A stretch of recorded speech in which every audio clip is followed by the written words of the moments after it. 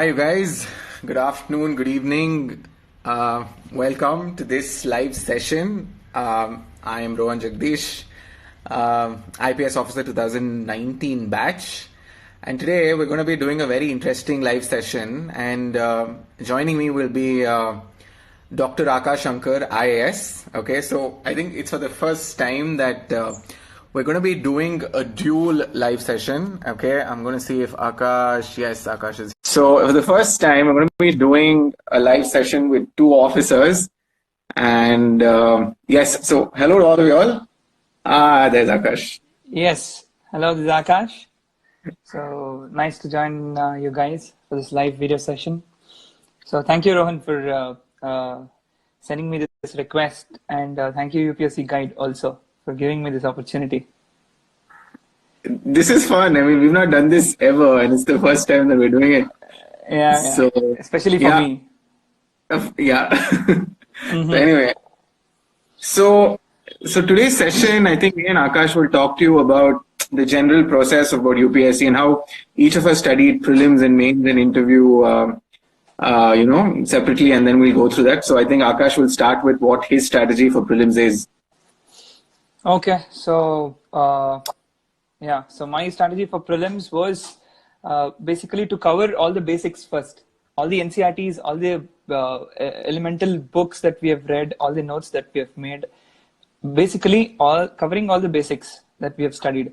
Number two is taking a good test series. So you start a test series from January or the month of February, give decent number of tests for at least 3 months, and so that you tune yourselves to the exams requirement. And that's number two. And number three is, again, current affairs. There are a number of prelim special materials that come, especially from Vision as well as Insights. So I'd recommend either of the two. So at least one prelims special material, one test series, and covering all the basics for strategy for prelims. And I should say I've not scored pretty well in prelims, in my previous prelims. So, but with whatever that I did, I could clear prelims, and it was not so tough, I should say. Yeah, Rohan, go on for mains. What do you do? So for mains, I think what me and Akash did was to keep things simple to begin with. I don't think we overly complicated the entire exam process. So I don't think each of us studied anything topic by topic, like sticking to the words from the syllabus. What we ideally did was we read all the prelims books again with reference to mains, and we did the standard books very effectively. And the list of the prelims books and the standard books are available on each of our Instagram handles. And along with that, we did mains 365, all of them. And then we ensured that we wrote all 20 questions in each GS paper and completed it effectively. And then, we switched to the interview process, and that's what happened. Yeah. So basically, as Rohan said, mains is the main game in this exam. So the one who's confident with respect to mains, so the one who's confident in answering mains questions will definitely and easily clear this exam. And if you know how Rohan has written his mains, that's a very interesting story. And the ones who have seen me before mains, they definitely think that how could he even score like that? Because I used to be that easygoing before mains, because I knew that this is my main game and I'm very strong in this. So and main strategy would be to just revise everything that you've read for prelims and just keep writing. Practice is everything for mains. So that's how mains happens. But I'd say 90 happens for an exam before prelims, and for mains it doesn't happen just before mains. 90% of it happens before your prelims. You would have read all GS sources and everything before prelims. For mains, the additional thing that you do would be to write more of essays and ethics papers, as well as revising optional. So it's just 10% of the job for before mains, just before mains. And about the interview process as such, briefly, Rohan will tell you something about it.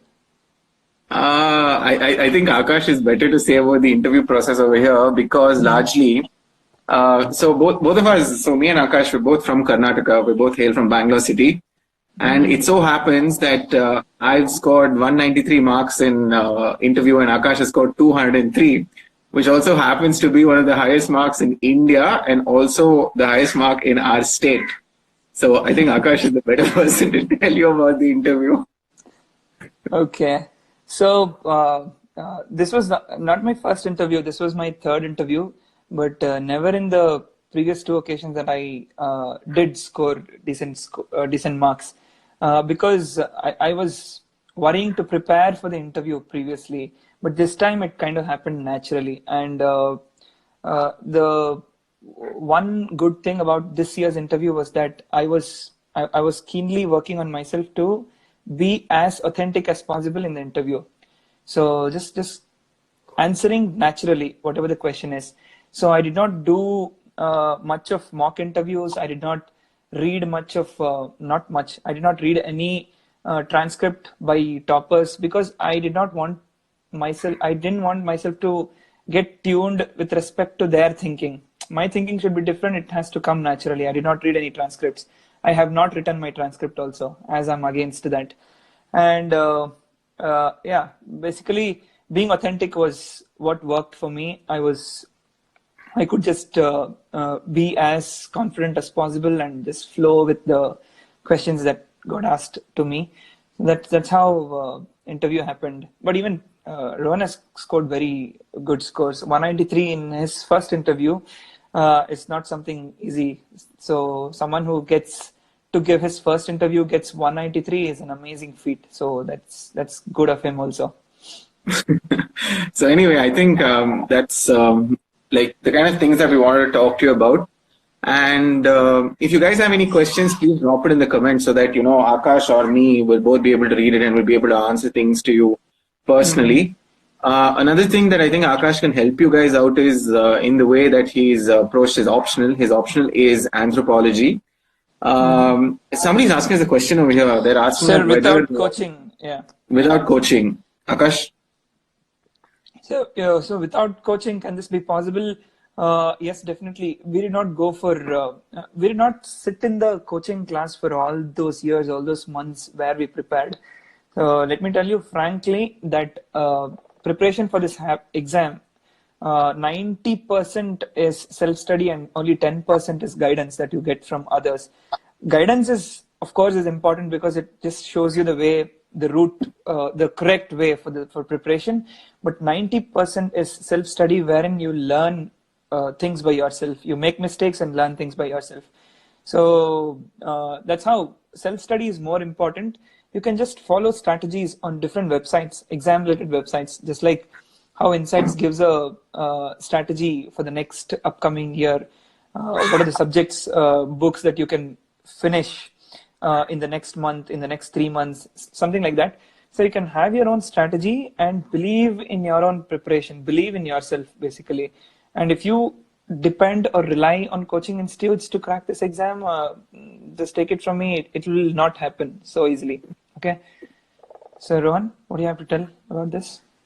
Which is 100% true though, because just sitting in class and studying for the exam is not the right approach. Because see, ideally we're also studying the NCERT books that even someone from the 6th standard is studying. So I don't think we need formal coaching in the same. But at the same time, what you need to understand is how to use the information in those books to the exam's perspective.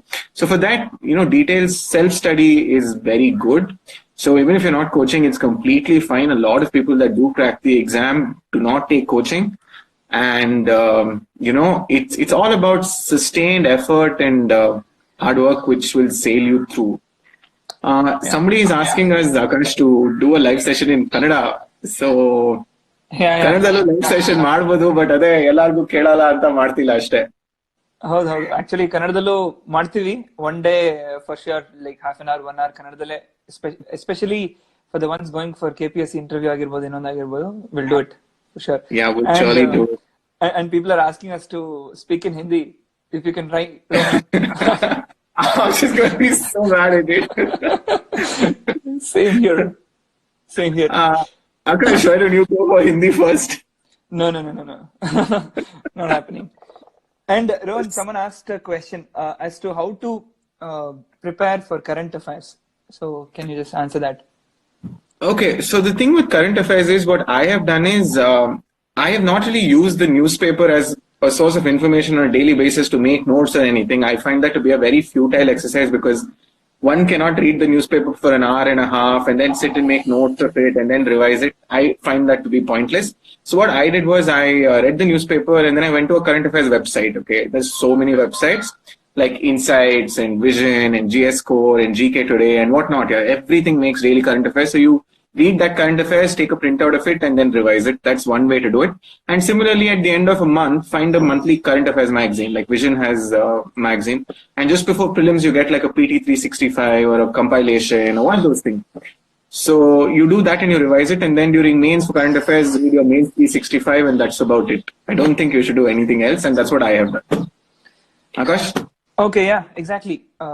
Just like how Rohan said, whatever he was doing, exactly almost the same. I was also following. I used to read newspaper for an hour and then go through these websites. I used to follow just one website. That was my principal one website, and that was Insights on India. And I used to read all the current events that were there and just copy down probably one issue which I used to find very interesting, just to have the writing practice every day regularly. So I used to do that, but basically newspaper, and then you have a website. They'll come up with current affairs material every day, and just read, go through them for like 5-6 issues will be there. Just go through them. You'll have an idea. And if you want to, like as he said, remember things and revise for the exam as such, you will get PT 365 and monthly materials also, like the Vision monthly current affairs material. At the end of the month, you can just buy it, read it it'll take 1 or 2 days, just you can read them. So that's how it is. And Rohan, I found one interesting question. So the question was how to change the attitude of parents. I don't know. You answer this first. No, I ideally feel that your parents really need to support you through this entire journey, because without the support of your family or your friends or your well-wishers or your, somebody special in your life, it can be very difficult for you to crack this exam. So ideally, okay. So ideally, what you need to hope is that somebody is supporting you. And in more cases, I have seen that, boys tend to get more supported through the course of this exam because, like we don't have so much pressure on us until we reach 27 or 28 years of age. That is also due to us. But most likely many girls, right? You guys will have some pressure once you cross the age of 24 or 25 because, societal factors include that you should get married or so on and so forth. So in these cases, I would say that, in my personal opinion, I think Akash may agree, that getting married is just one part of it. Okay, so let's assume that if you get married to one household, then you can probably change that household. Okay, you can make it so much better. But imagine if you become an IAS officer, you can change the entire district, and then maybe an entire city, and then maybe entire state, and then the entire country. So I think you should be the daughter of the country rather than the daughter of a small family. So think big. There's one hashtag which you can use. It's called Bahumat Bano, IAS Bano. Great. That's true. So, and we need to have people who are encouraging us in this journey. But the question is, why do you want to change the attitude of the parents? You should be a person who should appear as a changed personality, who should appear as a mature personality from before. And that itself will definitely bring in some confidence in your parents that this girl can do this, can crack this exam. So they should witness that transformation in you before you expect them to change. So I would say you should first become serious. Make sure that you give enough confidence to your parents for them to allow you to write this exam. And only after that can things happen easily. All of us who have cracked this exam, the role that our parents, our well-wishers have played in this exam is exemplary, I should say. And that was only because they saw that talent or what should I say, that capability in us, and then they chose to encourage us in this journey. So that's how it happened. Okay. And Rohan, one more question.